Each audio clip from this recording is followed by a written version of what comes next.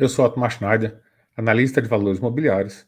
No vídeo de hoje, a gente vai falar sobre ETFs, pontos contra, a favor, e a gente vai fazer também um comparativo. Se você gosta desse tipo de conteúdo, quer aprender a investir melhor, aqui embaixo você vai encontrar link para os meus relatórios de fundos imobiliários, relatórios de FIP e de FINFRA, também para a nossa comunidade do YouTube. Vamos lá para o nosso vídeo de hoje. ETFs, ponto contra e a favor. Primeira coisa é definir o que é um ETF. Então, é uma sigla para Exchange Traded Funds, o fundo que tem como referência um índice, né? Então, a gente tem diversos índices, né? E o que é um índice? Índice é alguma coisa que mede o desempenho de um setor. Então, a gente escuta muito falar na televisão sobre o Ibovespa. Então, o Ibovespa é um índice da Bolsa de Valores do Brasil. E aí existe ETFs que seguem esse índice, ou seja, ele tem exatamente a performance do Ibovespa, porque não tem como você investir no índice, né? Você tem que investir em alguma coisa que segue o índice. Então, o ETF é isso, né? Ele é um fundo que tem como referência um determinado índice e ele vai seguir esse índice. Pode ser um índice de ações, um índice de fundos imobiliários, um índice de ações americanas, um índice de energia elétrica, de energia, outros tipos de materiais, né? Então, tem diversos tipos de setores, né, que tem índices, e esse índice, né, existe provavelmente um ETF que segue esse tipo de índice. E assim, quais são os nossos índices aqui mais comuns, né? Então a gente tem o IBOV, que é o índice da Bolsa de Valores do Brasil, a gente tem o IFIX, que é o índice de fundos imobiliários, a gente tem o IMOB, que é o índice do setor imobiliário aqui do Brasil, o IEE é o índice de energia elétrica, o S&P 500 é o índice da Bolsa Americana. Então esses são alguns, né? Existem muitos, mas muitos índices mesmo, tanto aqui no Brasil quanto fora.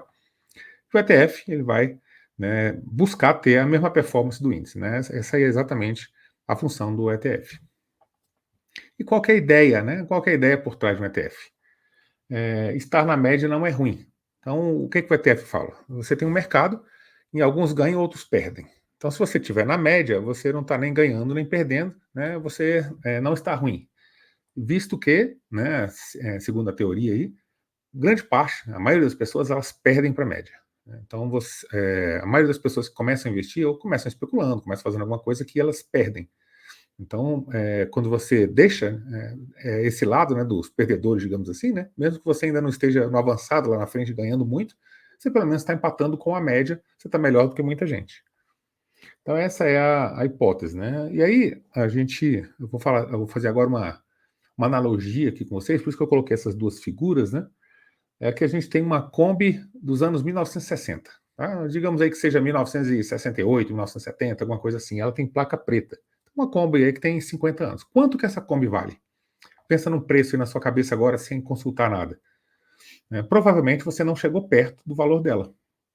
E se você for pesquisar, você vai encontrar poucas Kombis, né, com 55 anos de uso, não sei, né, acima de 50 anos de uso, com placa preta muito bem conservada. Você vai encontrar muito poucas dela e o preço dela vai variar bastante, né? Uma vai ser muito mais cara, outra vai ser mais barata. E muita coisa que vale ali dentro dessa Kombi, né, é o estado de conservação, essa coisa. Não existe, então, um preço mais próximo do que realmente ela vale, né? É mais a oferta e demanda, e a oferta e demanda é baixa. Tem pouca gente vendendo, deve ter pouca gente procurando também, então os preços eles se ajustam mais ou menos dessa forma, sem ser muito eficiente esse mercado. Agora, esse carro aqui de baixo, ele é um Gol, digamos que seja 2023, né? Esse aqui deve ser um Gol zero que está sem placa ali, mas digamos que seja 2023. Quanto que vale um Gol 2023?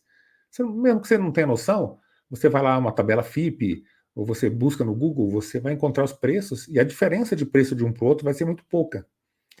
Então, existe uma eficiência no mercado, né, de carros seminovos ali, com 2 anos de uso, você tem preço certo. Ninguém vai conseguir vender um carro usado mais que vale um novo, e nem um valor muito mais baixo, né, do que o carro valeria, né? A pessoa compraria muito rápido. Então, você tem um preço médio ali, mais ou menos, que esse carro vale. E aí, o preço justo, né? Isso é a questão do preço justo que a gente trata no mercado. E esse é um conceito muito importante, né? Então, vale a pena a gente tentar pensar um pouquinho nesse lado aqui. Existe essa HMA é a hipótese do mercado eficiente, né? Então, as pessoas falam que o mercado, como tem milhares de compradores e de vendedores todos os dias, essa oferta, né, de compra e venda faz com que o preço do mercado seja o preço justo daquele ativo, né? E aí, você quer comprar uma ação da Petrobras, você vai lá no mercado hoje, ele está exatamente o preço. Você quer vender, está exatamente naquele preço, né? E aquele preço lá é o preço justo para aquele momento. E aí você pode, né? Você acha assim, eu acho que essa ação vale mais, tem mais valor do que esse preço. Aí você compra. Não, eu acho que ela vale menos, aí você vende, né? Então tem uma discrepância entre preço e valor. Mas o preço que é dado é aquele preço do mercado, porque tem milhares de negociações o tempo inteiro, né, e aquele preço ele se mantém em um determinado nível. Então é mais ou menos o preço justo. Isso aqui prega, né, a hipótese do mercado eficiente, e ela é contradita por uma outra hipótese que fala, né, que a gente não é racional. E em muitos momentos, no momento de pandemia, a bolsa caiu 50%, depois ela subiu mais 40%. Então o mercado, em certos momentos, ele fica disfuncional e tem como você se aproveitar dessas disfuncionalidades. Então as duas teorias, elas estão em partes certas, né? Elas têm, assim, os seus motivos de ser. Existe uma briga muito grande, né? Tem o lado A e o lado B, como tudo na vida, né? Existem dois lados ali que estão brigando por ter razão, mas na verdade é que cada um tem um pouco de razão. E aí, por que, que a ideia do ETF ela é interessante, né? O que, que eles passam? O fundo de gestão ativa ele tem taxa muito alta, então você pega qualquer fundo, né? Ele tem 2% mais 20% de performance. Então, 2% ao ano em cima do patrimônio líquido, mais 20% de performance. E com isso, tem muitos fundos, acima da metade dos fundos aqui no Brasil, certamente ela não bate, né, a média de mercado que ele se propõe a bater. Porque todo fundo de gestão ativa, o motivo dele existir é bater a média do mercado. Se ele não bate a média do mercado, ele não tem por que existir, muitos morrem. Então, o cemitério dos fundos de gestão ativa no Brasil são muito grandes, né? Tá acima de 90% dos fundos que foram criados aí nos últimos 30, 20 anos, eles não existem mais. Então, só ficaram os que realmente conseguiram bater o mercado ou que estão ali mais próximo de bater o mercado, tá? Então, o ETF, ele tem uma gestão passiva, taxa mais baixa, então ele vai acompanhar mais ou menos a média do mercado, ou seja, um ETF médio, ele vai superar um monte de fundo que não consegue bater o mercado, né? E vai perder para muitos outros que conseguem bater brilhantemente o mercado, tem pessoas muito, muito competentes nesse mercado, né? Então, esses fundos aqui também, eles têm uma diversificação muito grande. Então, por natureza, eles são diversificados e têm uma taxa mais baixa. Então, esse é o grande atrativo do ETF de uma forma geral. Você só escolhe aonde investir, você escolhe um ETF que replica aquele índice ali que você quer investir. Eu quero investir em imóveis, eu quero investir na Bolsa de Valores do Brasil, dos Estados Unidos, em qualquer tipo de setor, você escolhe, né, um determinado índice que você acha interessante, um ETF para seguir aquele índice. Quais são os pontos a favor aqui do ETF? Então, a diversificação, ele é muito diversificado, você não vai estar exposto demais a nenhuma empresa, de uma forma geral, nenhum ativo de uma forma geral. Ele tem baixo custo, então o custo é muito mais baixo do que o de uma gestão ativa, ele não tem performance, né?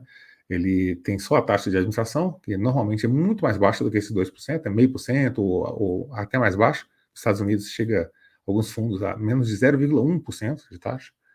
Então, ele tem também uma coisa que é interessante que chama viés do vencedor. O que é o viés do vencedor? Você tem um monte de empresas, tem 50 empresas no índice. A empresa que cresce muito, tipo uma Apple, um Google, ele começa a ocupar mais espaço nesse índice. E o índice ele vai comprando mais ações que ocupam mais espaço. E as ações que elas vão perdendo espaço, elas vão à falência, tipo Americanas, ela caiu demais por conta de uma fraude, né? Aí a concentração da Americanas daquele fundo ele cai. Então, os vencedores vão subindo a participação no mercado e os perdedores vão diminuindo. E o ETF faz isso para você, né? Quem está indo bem, ele vai comprando mais, quem está indo mal, ele vai comprando menos.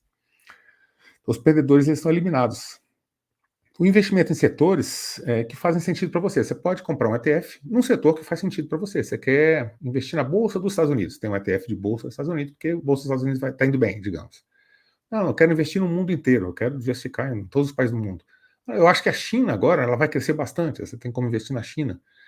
Eu não sei como é que investe em Bitcoin, não, mas eu estou vendo esse negócio crescendo muito. Eu quero investir em Bitcoin. Tem ETF de Bitcoin. Então, na época da Covid, você fala, não sei qual laboratório que vai descobrir a cura da Covid, mas eu quero ganhar, né, parte desse lucro aí do laboratório que descobrir. Você investe no setor que tem laboratórios. E aí tem bancos, energia elétrica, assim, tem vários setores, né, que podem fazer sentido que você pode, né, investir num ETF desse setor.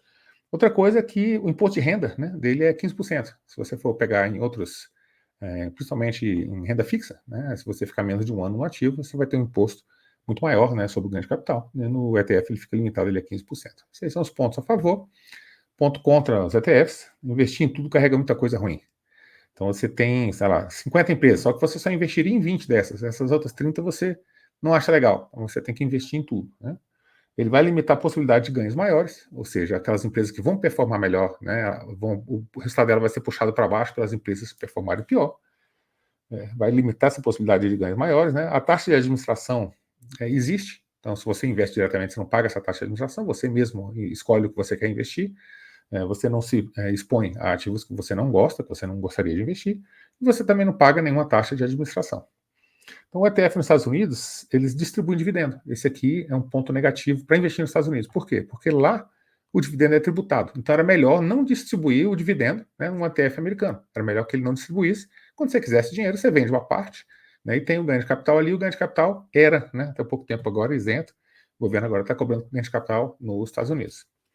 E o ETF do Brasil, ele não distribui dividendo, ou não distribuía. Agora tem dois fundos novos aí, alguns fundos novos que estão começando a distribuir dividendo, tá? Mas a maioria hoje ainda não distribui dividendo, e o dividendo aqui é isento, né? Ou seja, aqui é melhor distribuir o dividendo, porque quando você não distribui, você acrua no preço da cota, o preço da cota aumenta, e quando você vai vender, você tem um ganho de capital, que era o dividendo não tributado, que você está sendo tributado, né? Então é uma coisa que rema contra, digamos assim, né? Então o ganho de capital aqui é tributado.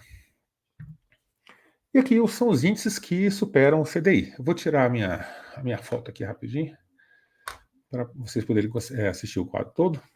Então aqui tem os índices que superam o CDI, o retorno acumulado, quais foram, né? Desde 2010 até 2022. Essa aqui é a fonte mais confiável que a gente tem de banco de dados, que é a Economática. Então quem superou o CDI foi o IDIV, né, são as empresas de dividendo, e o IFIX. Então os dois superaram o CDI. Mas você vê que o CDI foi muito bem, né? Então o CDI no Brasil, renda fixa no Brasil é muito forte, tem um juro real muito alto, o CDI foi muito bem, e só quem conseguiu aí bater o CDI nesse longo prazo aqui foi as ações de dividendo e os fundos imobiliários. E quem perdeu foram as small caps e também, né, o IBOV. O IBOV e as small caps, eles acabaram perdendo, né, para o CDI nesse período, de 2010 até 2022.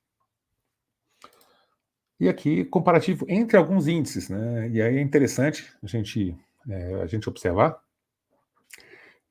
essa linha aqui de cima. Então a gente pegou desde 2012 até 2024, são 12 anos. Essa linha verde clara aqui de cima são o índice, é o índice financeiro da Bovespa. Tá? Então, os bancos e o setor financeiro de uma forma geral. É por isso que o pessoal fala, né, que investir no setor financeiro vale muito a pena. Então está aqui, ó, a performance em relação ao Ibov foi bem superior. Em segundo lugar aqui veio o índice de energia elétrica, né, que é esse vermelhinho aqui, empresas de energia elétrica, né, como elas são indexadas aí e recebem a inflação ao longo do tempo, a inflação do Brasil é alta também, né, eles tiveram uma performance muito boa no período, 238 para o setor financeiro, 162 para o índice de energia elétrica. Logo atrás, os fundos imobiliários, né, e por último aqui, o Ibov. Então, esses aí foram os slides que a gente tinha para hoje, para falar sobre o ETF para vocês. A gente falou um pouco sobre o índice, né, quais são os índices que foram bons. Então, aqui no Brasil, o pessoal fala muito, investir em empresa que distribui dividendo. Tem a lógica dele, tá? Embora o dividendo ele saia do prestação, essa coisa toda, mas o dividendo ele acaba sendo isento. Quando você reinveste isso na empresa, a empresa cresce, mas você tem que pagar o ganho de capital depois quando você vai vender a ação. Né? E também os fundos imobiliários, né, que têm os rendimentos isentos, eles também tiveram uma performance muito boa. Então, investir em ETF, em alguns ETFs, sim, né, vale a pena, a depender do setor. Agora, tem esses pontos, tem os pontos positivos, tem os pontos negativos, mas vale sim como uma diversificação da carteira, com certeza. Então, é isso que a gente tinha para o vídeo de hoje. Eu espero que vocês tenham gostado do vídeo. Gostou do vídeo? Deixa seu like, se inscreve no canal, deixa um comentário aqui embaixo. Se você investe em ETF, já conhece algum? O que você acha da Bolsa do Brasil? Quais são os melhores índices, né? Investe em algum setor? E a Bolsa dos Estados Unidos? Deixa os comentários aí embaixo para a gente discutir, tá bom? Um grande abraço, muito obrigado por ter assistido o vídeo. Até o nosso próximo vídeo.